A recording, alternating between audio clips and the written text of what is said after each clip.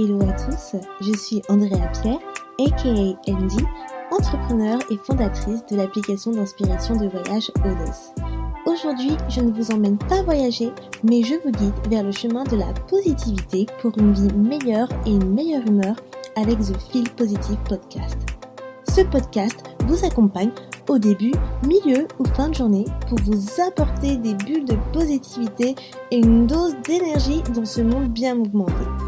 Il n'est jamais trop tard pour se sentir positive et développer un nouvel état d'esprit pour changer votre vie. Alors restez connectés, il est maintenant l'heure de discuter et de positiver.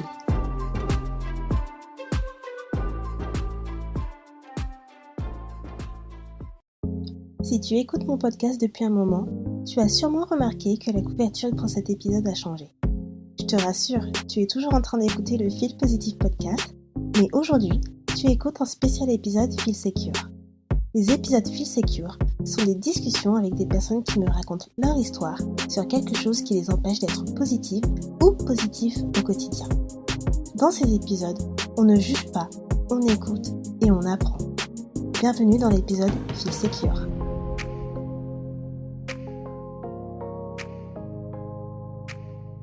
Hello à tous, j'espère que vous allez bien. Donc aujourd'hui, nous sommes dans un épisode spécial Feel Secure, comme vous avez pu le voir dans l'introduction. Et j'ai le plaisir d'avoir avec moi donc Déborah. Déborah, merci beaucoup d'avoir accepté mon invitation pour cet épisode spécial. Hello! Merci à toi, Indy, de m'avoir invitée pour ce 7e épisode. Je suis très contente d'être là et d'y participer. Oui, alors c'est super parce qu'en plus, il y a 2 semaines, l'épisode précédent, c'était sur la positivité et la santé. Donc là, le sujet que tu souhaites aborder est tout à fait cohérent et en rapport avec, ce que j'ai pu dire, il y a 2 semaines. Donc ça va être sur la maîtrise du stress grâce aux pensées positives. Donc avant de commencer, Déborah, du coup, est-ce que tu peux te présenter juste en quelques mots? Quel est ton prénom? Qu'est-ce que tu fais? Donc du coup, moi, c'est Déborah, j'ai 23 ans, je suis en 2e année de master et je suis chargée de communication et marketing dans une entreprise d'intelligence artificielle. Ah, c'est super et est-ce que tout ça, ça te plaît? Ouais, c'est super, c'est un domaine que je connaissais pas et que j'ai appris à découvrir. Assez technique et complexe, mais c'est plutôt intéressant. OK, super. Donc Déborah, donc aujourd'hui, tu souhaitais aborder, le sujet de la maîtrise du stress grâce aux pensées positives, mais pas que. Du coup, pourquoi tu as voulu parler de ce sujet-là? Ouais, totalement, je voulais parler de ce sujet parce que déjà, le stress, c'est un sujet qui touche tout le monde en fait, qu'on soit, petit, grand, adulte, vieux, on est tous touchés par le stress à cause, de nos problèmes, du travail, de la famille, de l'argent et cetera et parce que, j'ai eu un peu une expérience similaire à la tienne, comme tu expliquais dans l'épisode précédent, par rapport, tu sais, à ton problème, de main qui gonflait et en fait, moi je souffre d'œdème, histaminique et c'est l'apparition, d'œdème, sur des parties de mon corps, à n'importe quel moment et sur, n'importe quelle zone de mon corps et si tu vois, en fait, c'est quelque chose que je peux pas maîtriser et selon les médecins, c'est lié justement, au stress. Donc voilà, je voulais, faire part, de cette histoire et je pense qu'il y a des gens qui pourront se reconnaître à travers moi.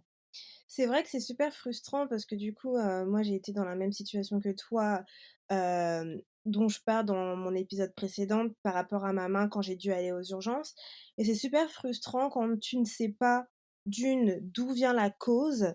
T'as le stress, t'as l'angoisse qui arrive directement et tu sais pas comment gérer à ce moment-là. Et on commence à se faire vraiment des films un petit peu partout et là tu as tout plein de réactions qui viennent à toi, tout plein d'émotions et c'est vraiment ingérable et je pense que pour les personnes qui effectivement ont pas cette habitude de gérer leur stress dès le début, ils doivent être dans un état, je dirais, pas facile à gérer et beaucoup plus angoissant que certaines autres personnes qui ont cette habitude-là de gérer le stress en général. Donc toi, tu as eu du coup cette expérience-là, c'était ton vécu par rapport à ce sujet-là et quels sont les signes de stress que tu as, par exemple, par rapport à tes ODEM quand ça t'arrive? Ouais, totalement, j'ai vécu cette expérience et je la vis aussi encore, aujourd'hui, pas forcément liée aux œdèmes, mais les crises de stress, ça peut m'arriver encore aujourd'hui et du coup, moi, quand je suis prise de panique ou de stress, c'est vrai que je vais avoir, le cœur qui va s'emballer, du coup, par la suite, je vais avoir aussi une montée d'adrénaline, beaucoup d'émotions fortes, que ce soit, être très en colère ou peut-être très triste et en fait, c'est toujours dans les extrêmes. Vraiment et aussi, des bouffées de chaleur. Je vais ressentir, mon corps qui commence à chauffer, à transpirer et cetera et tout ça, en fait, ça va s'amplifier, monter crescendo et d'un moment, le corps, il en peut plus et ça peut mener à beaucoup de symptômes, qui soient physiques et psychologiques.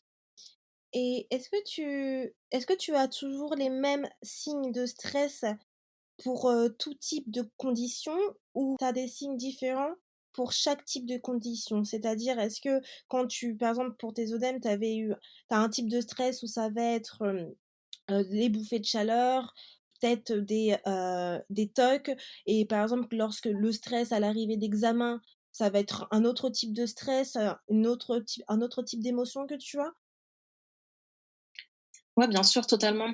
En fait, ce qui est compliqué avec le stress, c'est que, il y a des stress différents et des niveaux de stress différents. Donc, quand ça arrive pour mes œdèmes, ça dépend. Maintenant, j'ai du recul, j'ai un peu l'habitude de ces crises-là et surtout, je suis suivie un peu médicalement, j'ai des traitements, donc je vais être moins stressée et je vais savoir quoi faire pour pallier justement à ce stress. Donc déjà prendre les médicaments, ou faire d'autres choses.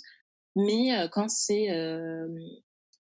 par exemple, pour un examen ou des choses comme ça, là oui, le stress, il va être à un niveau un peu ingérable parce qu'on est sur des événements futurs, on ne connaît pas la suite, on ne connaît pas, ce qui va se passer. Et forcément, là, le niveau de stress, il est à son maximum et c'est vrai que c'est compliqué de déstresser tout simplement et de se relaxer dans des conditions comme ça. Oui, c'est vrai, hein. Le stress, c'est vraiment quelque chose de très compliqué parce que on va dire que c'est quelque chose qui, pour certaines personnes, bah, qui les empêche de «vivre» entre guillemets parce que quand tu vis avec le stress, on va dire, bah, c'est toute ta vie qui est en stress. C'est-à-dire toutes les choses que tu fais, que tu vas appréhender, ça va être avec du stress et tu ne peux pas avancer, tu peux pas aller de l'avant quand tu as le stress dans ta vie et il faut pas se concentrer sur les choses que tu ne peux pas contrôler et ça, c'est aussi une des choses très importantes à prendre en considération, c'est que tout ce que tu ne peux pas contrôler, tu ne peux pas contrôler, donc ça ne sert à rien d'y penser. Il faut se concentrer sur ce que nous pouvons contrôler dans notre vie et ça, c'est vraiment une première chose à prendre en compte et qui permet également à éviter à avoir du stress. Car pour ton bien-être et ta santé mentale, c'est super important. Alors, j'avais aussi une autre question, c'était du coup, tu m'as dit que quand ça t'arrivait, d'avoir ces signes de stress, tu avais plusieurs, types, bah, de stress, donc les bouffées de chaleur et cetera. Donc maintenant, est-ce que tu arrives à les anticiper ces signes-là? Les anticiper, oui et non, ça va dépendre, en fait. Heu, je vais déjà essayer de me canaliser et on peut pas anticiper, le stress à part, quand c'est un stress ponctuel, tu peux pas l'anticiper. Si, demain, je me réveille, j'ai un message, c'est une mauvaise nouvelle ou j'attends quelque chose, là, c'est un stress ponctuel, donc on ne peut pas l'anticiper. Après sur un stress constant, heu oui, je peux l'anticiper. Si on revient au souci d'œdème, bien sûr, je peux anticiper ce stress parce que je connais déjà, les tenants, les aboutissants, ce qui va un peu se passer et cetera. Donc c'est difficile d'anticiper le stress qui est ponctuel, qui est dû à un événement, à, à quelque chose sur le moment, tu vois? Alors oui, voilà, donc moi, je suis tout à fait d'accord avec toi. Donc bah, quand c'est quelque chose donc de ponctuel, c'est des événements qui arrivent, c'est complètement difficile d'anticiper ton stress. Mais sur des choses qui t'arrivent constamment, une régularité, est-ce que ça, voilà, c'est ça, est-ce que tu arrives à anticiper? Par exemple, quand tu sais effectivement pour un examen, vu que tu es étudiante, tu sais que tu vas avoir des examens à plusieurs reprises pendant tout au long de l'année. Est-ce que tu sais comment anticiper ton stress pour ces examens-là? Ouais, bien sûr, totalement. Par exemple, là, c'est bientôt, à la période estivale, au mois d'août, ça va être, ma soutenance et mon mémoire de fin d'année. Donc, comme je sais que je suis une personne stressée, je peux pas me permettre, de commencer mon mémoire à 1 mois ou 2 mois avant, la date de rendu. Donc je sais que je dois bien me préparer en avance pour justement sur le jour J, être moins stressée. Donc oui, bien sûr, ça, c'est des choses que je prépare.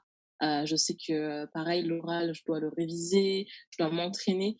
En fait, je vais essayer de faire des actions qui vont, me mettre en confiance et du coup un peu, diminuer ce stress. Même si il va être un petit peu là, au moins il sera, beaucoup plus bas que si je ne m'étais pas préparée. C'est super intéressant ce que tu dis parce qu'effectivement, c'est vraiment la chose à faire, c'est quand tu sais que tu as un stress qui arrive constamment et qui est régulier, il faut, apprendre à du coup, à le gérer et apprendre à l'anticiper. Donc c'est-à-dire d'analyser, de voir déjà quelle est la cause du stress, puis ensuite analyser ce stress-là pour pouvoir trouver des méthodes qui puissent t'aider à le gérer par la suite.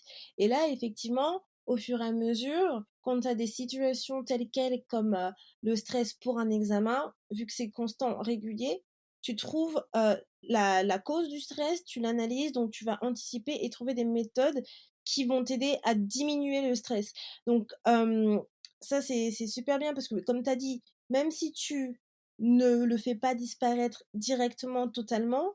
Le principal, c'est qu'il diminue et qu'il te permet quand même, toi, de pouvoir gérer la situation. Parce qu'il y a des personnes, elles sont tellement stressées qu'elles n'arrivent plus à rien faire. Et c'est pour ça que c'est vraiment important de pouvoir, heu, connaître la cause du stress, trouver la racine, puis de l'analyser et de trouver des solutions pour pouvoir anticiper, que cela arrive de nouveau parce que ça crée un réel impact en fait sur, que ça soit dans la vie personnelle ou dans la vie professionnelle et ce que tu as dit du coup, je veux bien rebondir là-dessus. Donc tu trouves des méthodes pour pouvoir, effectivement, anticiper ce stress-là et quelles sont du coup les méthodes que tu essayes, pour anticiper ton stress? Du coup, j'ai donné des exemples tout à l'heure, mais c'est propre, au cas de l'examen, mais d'une manière plus générale, je vais essayer de me donner, des éléments de réassurance. On peut aujourd'hui appeler ça des affirmations positives, c'est de se dire à soi-même à voix haute ou dans sa tête, «T'inquiète pas, tu es forte, ça va bien se passer, tu peux le faire, tu es intelligente». C'est vraiment, le but vraiment, c'est de se rassurer et s'encourager surtout, pour dire qu'on est capable de le faire. Et ça, c'est vrai que ça m'a beaucoup aidée, dans ma vie et aujourd'hui encore ça m'aide. Ensuite, je pense que il faut essayer de un peu contourner, notre avantage, même si c'est un peu difficile, mais il faut essayer de contourner à notre avantage le stress et les situations. C'est-à-dire qu'en fait, il faut un peu, modifier l'interprétation qu'on a, des événements stressants.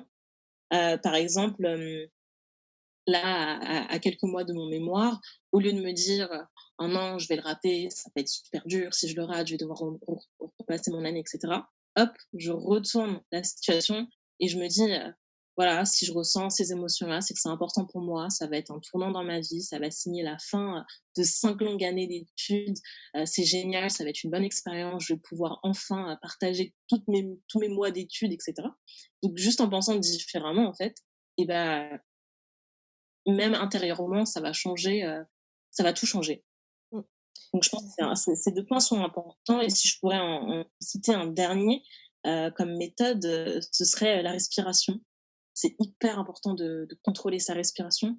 Tu en as pas mal parlé dans l'épisode d'avant et je suis complètement d'accord, j'ai appris très tard, mais j'ai appris à maîtriser, et contrôler ma respiration, totalement quand je fais du sport, par exemple, mais aussi de la méditation. Et j'ai une application, de méditation qui m'a enseigné une méthode qui s'appelle STOP. Je sais pas si tu connais cette méthode et en fait, la méthode STOP, c'est le S pour, stop, le T pour trouver le souffle, le O pour observer, donc observer la situation, observer, son corps, comment ses muscles se détendent et cetera, et P pour poursuivre. poursuivre. Donc Mmh. poursuivre cet état, de relaxation, de méditation et cetera. Donc j'essaie de temps en temps de faire cette méthode quand je sens que tout va mal. Voilà. Alors, tu as parlé de pas mal de choses du coup, là, où qu'on va aborder. Donc déjà, la première chose, c'est que oui, voilà, je suis tout à fait d'accord avec toi que les affirmations positives, c'est un élément, mais tellement puissant, mais vraiment puissant. Moi, j'adore, franchement, j'en fais, tous les jours et c'est vrai que rien qu'en faisant des affirmations positives, tu te ressens en confiance et ça permet vraiment d'augmenter ton estime de soi. D'ailleurs, les amis, il y a un épisode sur, les affirmations positives, donc n'hésitez pas à l'écouter si vous ne l'avez pas encore fait. Il est juste génial et du coup, ça, c'est vraiment, super pour pouvoir, on va dire, quand vous avez un événement, stressant ou une situation stressante, quand vous faites des affirmations positives juste avant, ça permet vraiment d'augmenter votre estime de soi et votre confiance en vous, en même pas quelques secondes et c'est ouh là là, scientistiquement prouvé. J'ai du mal avec ce mot, pardonnez-moi. C'est scientifiquement prouvé, donc c'est vraiment quel tu dis comment toi? Scien Scientifiquement. oh voilà, bon j'y étais encore pas. Scientifiquement, on y arrive, scientifiquement prouvé. C'est scientifiquement prouvé et clairement, c'est vraiment une des choses, une des méthodes que je recommande en premier, effectivement, pour lorsque vous avez une situation de stress qui arrive dans votre vie. Donc, tout d'abord, il est important qu'effectivement, que vous, comme j'ai dit, hein, que vous trouviez vraiment la source de votre stress pour pouvoir l'analyser. Mais ensuite, si vous voulez, vu qu'on va parler des méthodes, euh, les affirmations positives, c'est vraiment une des méthodes que vous pouvez prendre en compte pour pouvoir gérer votre stress. Dans un deuxième temps, tu as parlé aussi ensuite comme une autre méthode du coup de la respiration. Donc la respiration, effectivement, c'est quelque chose qu'il ne faut pas négliger car c'est ce qui nous permet de façon de rester en vie et c'est ce qu'on garde tout au long de notre vie et de notre journée. Si on n'a pas notre respiration, on n'a rien. Et si vous ne savez pas la contrôler, et ben dans ces cas-là, en fait, vous allez perdre tous vos moyens. Et en fait, il suffit de prendre des exemples simples, hein. Si vous essayez de vous analyser, par exemple, dans une seule journée, tu vas voir, par exemple, que il suffit que tu cours pour prendre le bus, que tu es essoufflé, il suffit que, voilà, que tu stresses, que tu vas voir ton cœur qui bat, mais tu vas avoir aussi ta respiration qui va commencer à s'accélérer. Pour chaque situation, ta respiration, elle va s'en suivre.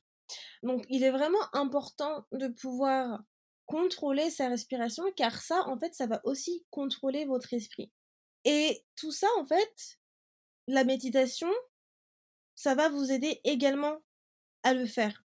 Et ça, c'est super intéressant. Donc, on va en parler un peu plus tout à l'heure. Mais j'aimerais savoir également, voilà, dans toutes les méthodes dont tu as parlé, la méthode STOP aussi que je connais, voilà,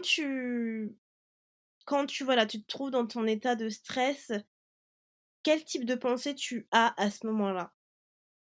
Alors, quand je suis en état de stress, c'est des pensées, mais très, très négatives, hein.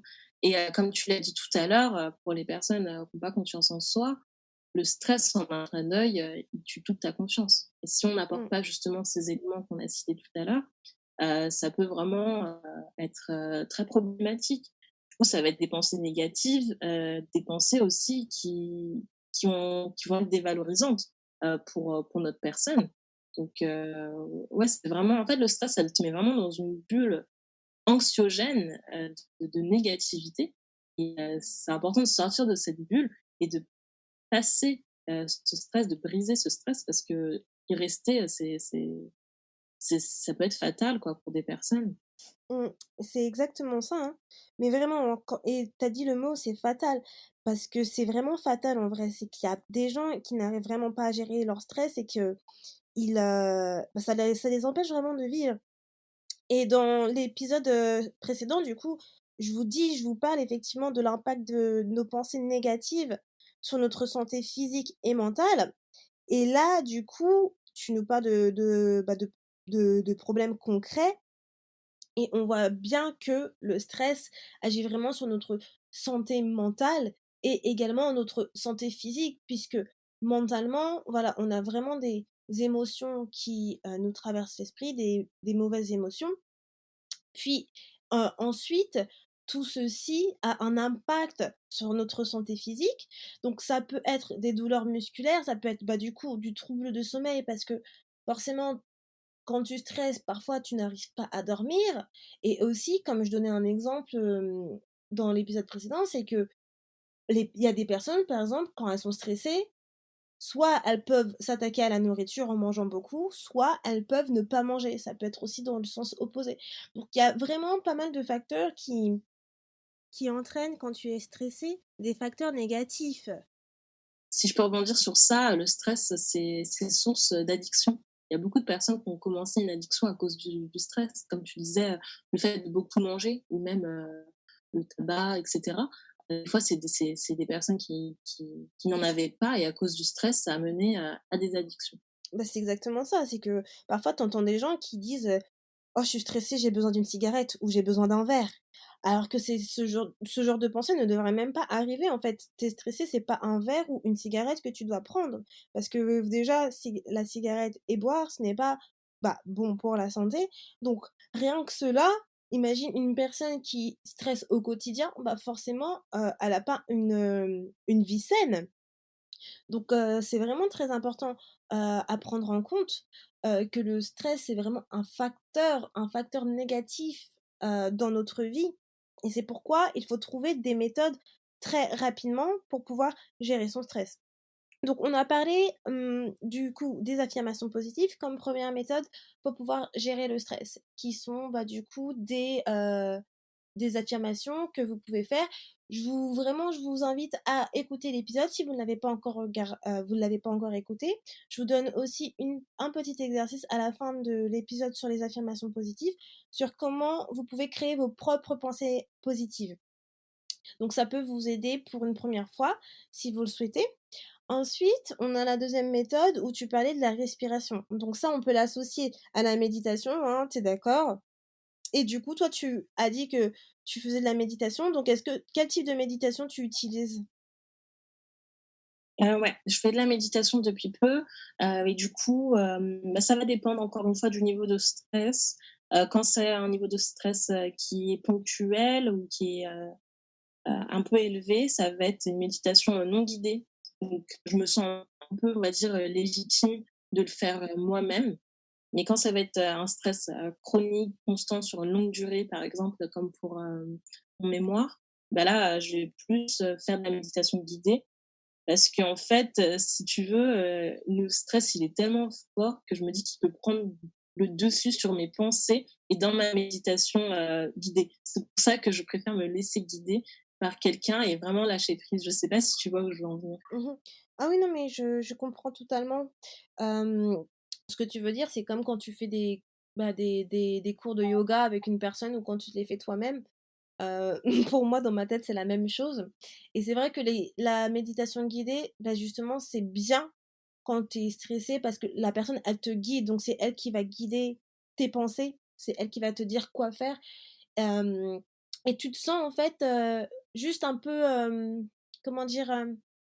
Je ne sais pas, tu te sens, on va dire, un peu plus libre dans le sens où tu sais que tu as quelqu'un qui est là pour toi. Je sais pas comment expliquer cette sensation-là, mais C'est ça. voilà, tu as quand même aussi cette sensation de liberté quand c'est guidé. On pense que parce que c'est guidé, c'est pas libre, mais au final si, parce que c'est quelqu'un qui t'accompagne et tu sais que tu as une personne qui est là pour toi. Donc c'est comme une histoire, comme une histoire qu'on te raconte quand tu étais petit et ça fait du bien les histoires, c'est toujours rassurant. Donc quand tu fais de la méditation guidée, quand tu es stressé, tu as l'impression que cette personne-là qui te guide, elle te raconte aussi une histoire, une histoire pour te rassurer, pour te dire que tout va bien, que tu as pas besoin de stresser. Donc c'est un peu dans le même sens, je trouve, c'est un peu du même style. Et je suis tout à fait d'accord avec toi là-dessus et la méditation, c'est vraiment un outil très puissant, pour pouvoir, bah, pour le stress, mais pas que. On va en parler dans un autre épisode aussi, mais si vous êtes stressé, vous pouvez effectivement commencer par la méditation, mais si la méditation, ce n'est pas votre truc, ce n'est pas grave, vous n'êtes pas obligé d'en faire. Après, si vous voulez essayer, voilà, vous pouvez trouver pas mal de méthodes de méditation. Il y a pas mal de, également d'applications mobiles. Vous avez aussi, Headspace sur, Netflix pour commencer la méditation, qui est un peu méditation pour beginners. Hem et vous avez aussi Calm et l'application aussi Headspace qui s'appelle aussi Headspace, sur mobile pour faire de la méditation. Mais quoi qu'il en soit, vous pouvez toujours, vous informer là-dessus, voir quel type de méditation vous intéresse, voir si ça vous convient ou pas. Mais c'est vraiment un outil qui va vous permettre déjà donc de pouvoir contrôler votre respiration, de pouvoir vous concentrer sur le moment présent.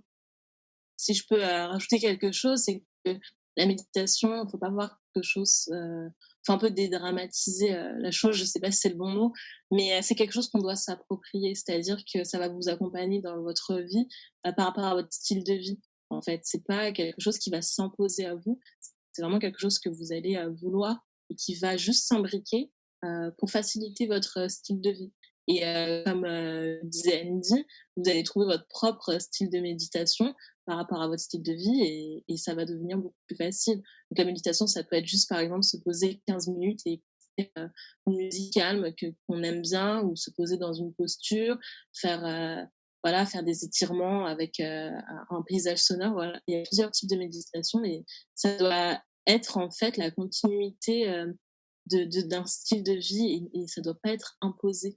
Mmh. C'est Voilà. exactement ça, c'est qu'en fait, la méditation, vous n'avez pas de loi.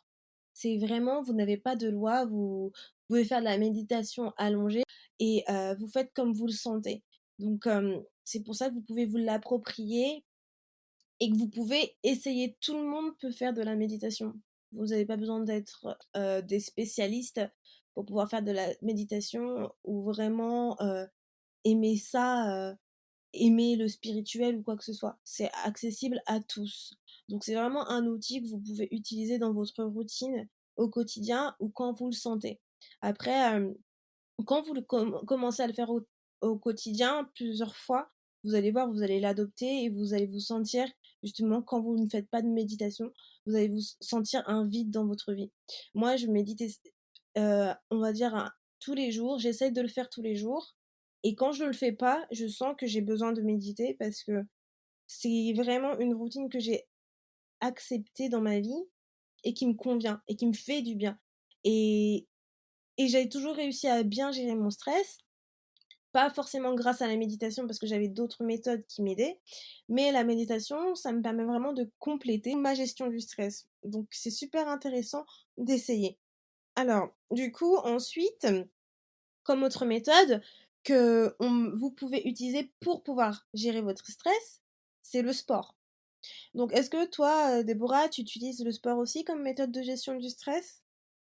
Alors, je m'y remets petit à petit, c'est vrai qu'avec, par rapport à mon quotidien, c'est pas facile, mais j'essaye en tout cas et là, ça fait, 1 semaine que j'ai repris, tous les matins avant le travail et du coup, c'est vrai que ça permet de bien, en tout cas, commencer la journée et de se libérer l'esprit. Mais c'est important le sport, surtout, pour les personnes, stressées. Il faut un moyen d'évacuer, pardon, en fait et on en a pas parlé aussi, peut-être qu'on en parlera, mais au-delà d'en parler, parce que c'est la base, on a oublié, mais c'est la base, il faut en parler. Donc pour les personnes qui peuvent pas en parler, parce qu'elles ont pas l'entourage ou je ne sais pas, et bah, il faut évacuer autrement et le sport, ça peut aussi aider. Mmh. C'est exactement ça. Bah, le sport, c'est franchement, c'est la base, hein, enfin, pour tout. C'est la base pour la santé mentale, mais c'est aussi la base pour la santé physique. C'est pour ça que c'est un outil très important parce que ça permet d'allier les 2. Donc quand vous êtes stressé, vous faites du sport, vous avez besoin de let down the pressure, vous avez besoin d'évacuer, vous faites du sport, vous tapez dans un punching ball, direct, en faisant ça pendant 10 minutes, vous vous défoulez, ça va vous allez vous sentir tellement vide, vous allez évacuer toutes ces toxines, en fait, toutes ces mauvaises toxines dans votre corps et ça va vous faire tellement du bien, rien que cela. Après il y a plusieurs moyens d'évacuer votre pression, d'évacuer votre stress avec le sport. Vous allez me dire: «Oui, mais Andy, je suis pas du tout sportive». mais ce n'est pas grave, vous n'avez pas besoin d'être sportif ou sportive pour pouvoir, faire du sport. C'est simplement, il faut se mettre dans cette situation que si vous êtes stressé, voilà, vous avez une méthode qui est aussi de faire du sport. Vous pouvez aller courir, vous pouvez, voilà, taper dans un punching ball, vous pouvez faire des exercices de fitness. Tout dépend de ce que vous souhaitez faire et ce qui vous correspond le mieux. Hem, mais du coup, c'est une méthode très, je dirais moi, très importante parce que j'adore le sport, mais parce que ça allie en fait santé mentale et santé physique. Parce que en plus d'améliorer votre santé mentale et de vous sentir mieux dans votre tête, vous allez également améliorer votre physique. Donc vous faites une pierre deux coups totalement quand vous faites du sport. Ouais, totalement. Le sport, c'est hyper important et comme tu l'as dit, même si on n'est pas sportif, on peut faire, du yoga, du pilates à la maison, juste mettre YouTube, des vidéos et les suivre. Au moins, ça va permettre à l'esprit de se concentrer sur autre chose Mmh. et c'est Ouais, c'est ça, c'est exactement ça, en fait. Et puis, comme tu as dit, tu maintenant tu peux enfin, franchement, on est dans une ère où on a tout à disposition avec les réseaux sociaux, avec les nouvelles technologies, les applications. Donc vous pouvez trouver des exercices de sport partout, donc sur les applications, sur les réseaux, avec des coachs sportifs. Vous pouvez sur YouTube, vous avez vraiment toutes les possibilités de pouvoir faire du sport, même des exercices super simples pour pouvoir travailler sur votre mental et pour pouvoir également travailler sur votre santé physique. Donc ça, c'est vraiment une troisième méthode que vous pouvez aborder si les 2 autres qu'on a citées ne vous conviennent pas. Ensuite, moi, une autre méthode que je trouve qui est une méthode de base aussi, qui est très simple, que franchement qui est logique au final, c'est de faire des choses que vous aimez. Quand vous êtes stressé, la première chose que vous pouvez faire aussi, c'est de se dire: «Je vais faire un de mes hobbies, je vais faire quelque chose que j'aime», pour pouvoir vous changer les idées. Bon, effectivement, si vous êtes stressé, je ne sais pas, vous avez un rendez-vous médical et vous êtes à l'hôpital, comme, voilà, moi, quand j'avais le problème avec ma main, forcément, vous pouvez pas faire un de vos hobbies, on est d'accord.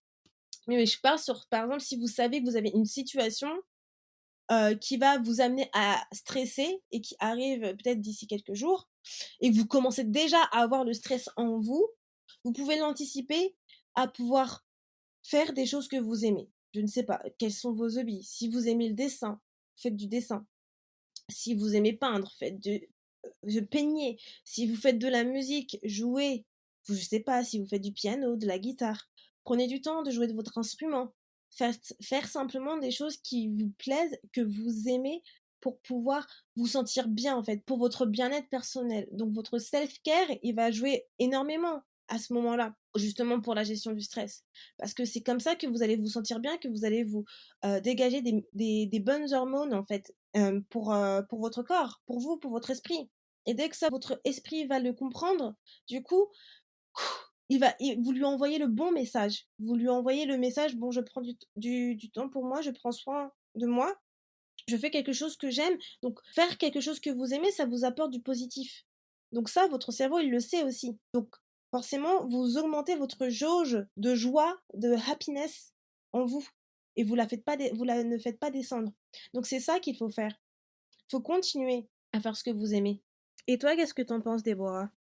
ouais, je suis tout à fait d'accord et c'est vrai que, personnellement, c'est pas quelque chose, dont je pense et tu vois, je pense que j'y penserai plus à l'avenir. Mais c'est vrai que j'oublie avec le quotidien, la routine, j'oublie très vite, par exemple, les choses que j'aime faire et quand je stresse, c'est pas la première chose, à laquelle je pense et bah, merci, je pense que dorénavant, je ferai quelque chose que j'aime bien pour me détendre un peu et ne pas penser à mon stress. Ah mais complètement. Moi, par exemple, si je te donne un exemple, bon, je pense qu'il y a très peu de gens qui le savent, mais quand je suis dans une situation où je sais que ça peut m'apporter du stress, où je sais que je vais peut-être angoisser, ce que je vais faire, si je suis chez moi, je vais commencer à danser, à me faire des chorégraphies et à chanter. Parce que c'est quelque chose qui, moi, qui me permet vraiment d'extérioriser avec le sport. Donc j'ai besoin de pouvoir bouger mon corps et ça fonctionne parce que ça me fait tellement du bien après quand je finis de faire ça. qu'au final, je pense même plus à cette situation où je me dis: «Bon, bah, je vais stresser pour ça», alors que c'est même pas maintenant. Donc c'est vraiment, au final, de pouvoir contrer la mauvaise pensée et les choses qu'on ne peut pas contrôler, à faire autre chose sur le moment présent. Donc à être connecté avec le moment présent, tu vois? Donc à essayer, tu me diras ce qu'il en est pour le coup. Si tu essayes, bah, cette méthode-là, de faire quelque chose que tu aimes, et j'en suis sûre qu'il y a pas mal de choses que tu pourrais tester de ton côté. Ouais, totalement, j'adore dessiner, je suis beaucoup créative aussi, donc je pense que je me remettrai, au dessin quand le stress arrive et puis, je suis comme toi aussi, j'aime bien, chanter, même si je chante très mal et danser. Donc ce sera l'occasion de mettre le son un peu plus fort, et réveiller les voisins. Ouais, tout à fait, je suis tout à fait d'accord avec toi. On s'en fout, le principal, c'est de s'amuser et d'aimer ce qu'on fait. Donc voilà, donc juste pour, récapituler les méthodes pour pouvoir gérer votre stress, vous avez les affirmations positives que vous pouvez faire.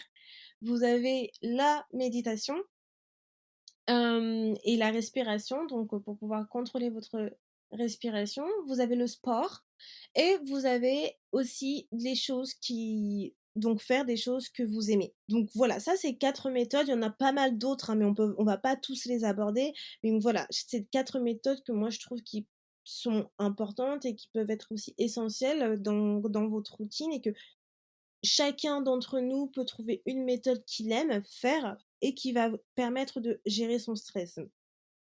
Donc du coup, merci beaucoup Déborah d'avoir répondu à mes questions et d'avoir abordé ce sujet avec nous. Franchement, c'était super, ça tombait vraiment à pic. Et avant de terminer l'épisode, j'ai la question de la fin que je pose du coup à mes invités, donc pour l'épisode Feel Secure. Du coup, la question c'est: si tu devais conseiller le podcast Feel Positive à quelqu'un, à qui ce serait?